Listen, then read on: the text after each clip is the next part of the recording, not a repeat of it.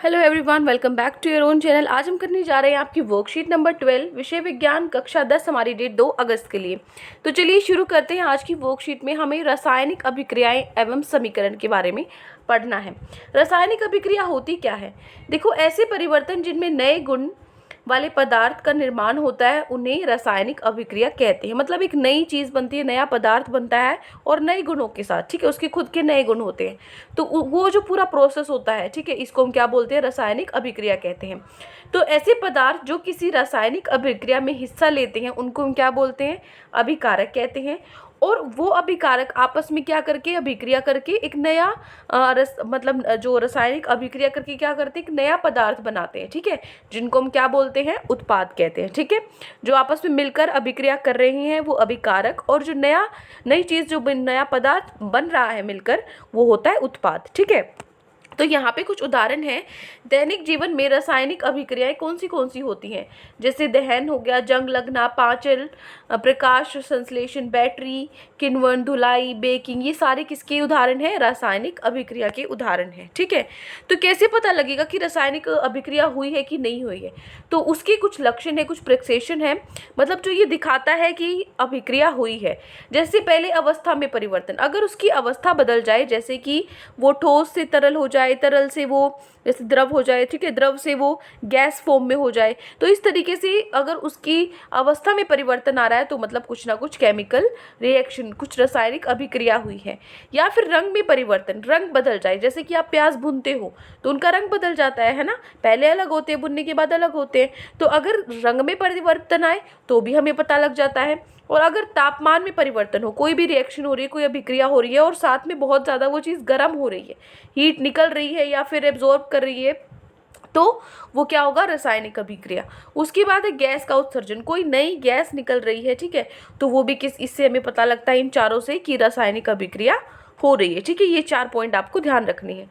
उसके बाद आता है रासायनिक परिवर्तन को प्रदर्शित करना। किस तरीके से हम उसको दिखाते हैं? पहले हम शब्द समीकरण लिखेंगे, जैसे कि मैग्नीशियम और ऑक्सीजन को अगर मैं मिला दूं, ठीक है, तो क्या बन जाता है? मैग्नीशियम ऑक्साइड बनता है। अभी अभी मैंने बताया था जो आपस में मिलके अभिक्रिया में भाग ले रहे हैं वो क्या होते हैं? अभिकारक।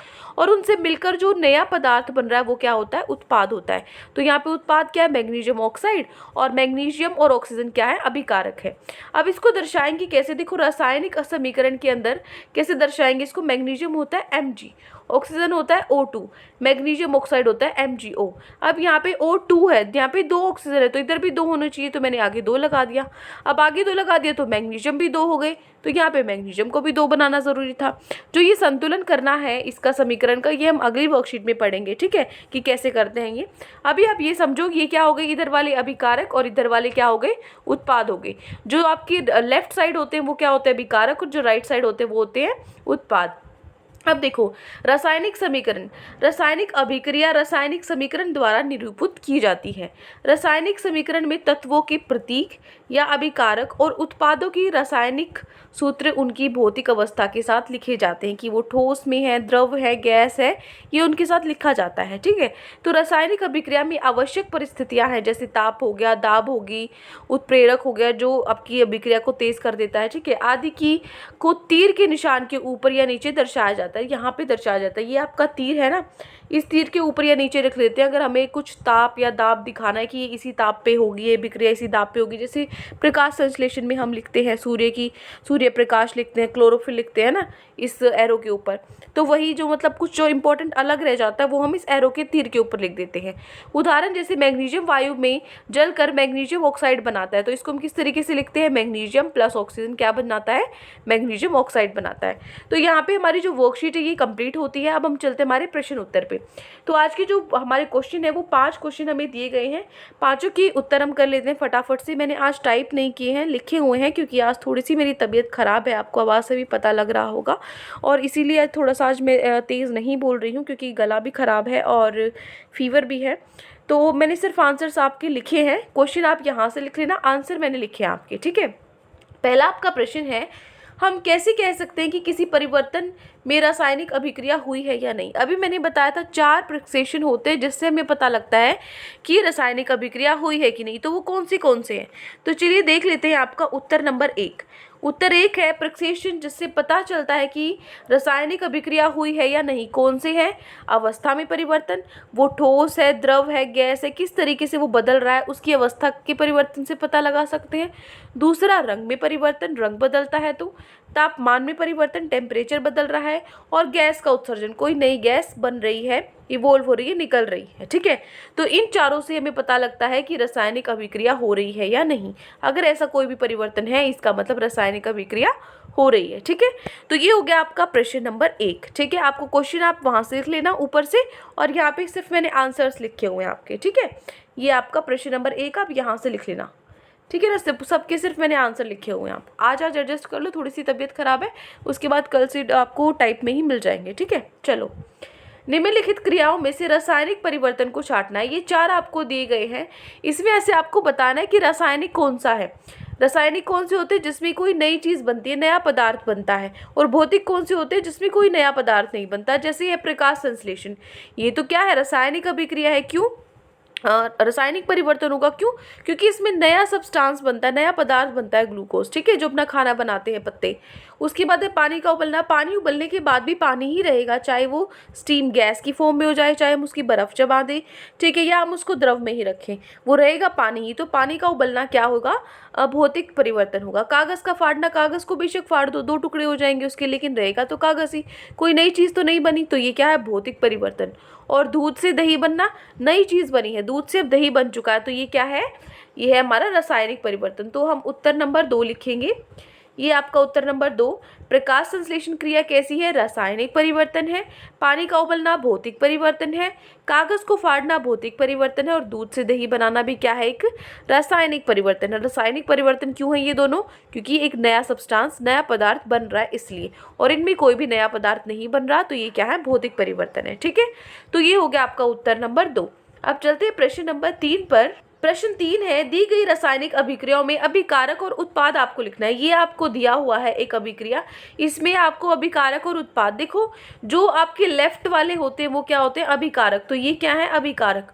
और जो राइट वाले होते हैं क्या? उत्पाद। तो ये क्या है? आपके उत्पाद है। ठीक है, तो देखो प्रश्न नंबर 3, आप क्वेश्चन यहाँ से लिख लेना। ठीक है ना, ये आपका क्वेश्चन है, मैं सिर्फ आंसर लिख रही हूँ। तो आंसर क्या होगा हमारा? ये है आपका उत्तर नंबर 3। अभिकारक क्या है? कैल्शियम कार्बोनेट है। और उत्पाद क्या है? कैल्शियम ऑक्साइड और कार्बन डाइऑक्साइड, जो आपके राइट साइड में लिखे थे। ठीक है, जो दाईं ओर लिखे थे। उसके बाद दूसरा जो था ख पार्ट था, जो उसमें अभिकारक क्या है? मीथेन और ऑक्सीजन है। और उत्पाद क्या है? कार्बन डाइऑक्साइड और जल है, जो आपके दाईं ओर लिखे थे। ये हो गया आपका उत्तर नंबर 3। क्लियर है प्रश्न नंबर 3। अब चलते हैं प्रश्न नंबर 4 पर। यहाँ से लिख सकते हो ना, जैसे ये कैल्शियम कार्बोनेट में, ये आपका तीसरा प्रश्न है। कैल्शियम कार्बोनेट क्या है? आपका अभिकारक। कैल्शियम ऑक्साइड और कार्बन डाइऑक्साइड क्या है? उत्पाद। इसी तरीके से मीथेन और ऑक्सीजन क्या है? अभिकारक। कार्बन डाइऑक्साइड जल क्या है? उत्पाद। ठीक है, आंसर मैंने नीचे आपको दिखा दिया। अब चलो चौथा प्रश्न है, उदाहरण आपको देना है।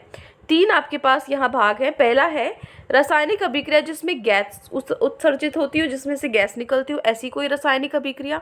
दूसरी आपको ऐसी रासायनिक अभिक्रिया लिखनी है जिसमें कोई पदार्थ का रंग बदल रहा हो। और तीसरी आपको लिखनी है जिसमें तापमान बदल रहा हो।